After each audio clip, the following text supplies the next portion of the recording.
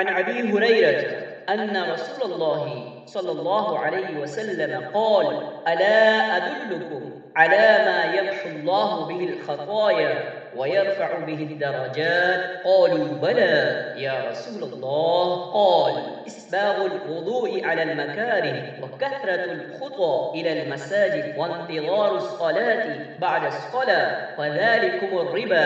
सहीह मुस्लिम। अबू हुरैरा रज़ियल्लाहु अन्हु से रिवायत है, रसूलुल्लाह सल्लल्लाहु अलैहि वसल्लम ने इरशाद फरमाया, क्या मैं तुम्हें ऐसी चीज से आगाह न करूं जिसके जरिए से अल्लाह ताला गुनाह मिटा देता है और दरजात बुलंद फरमाता है।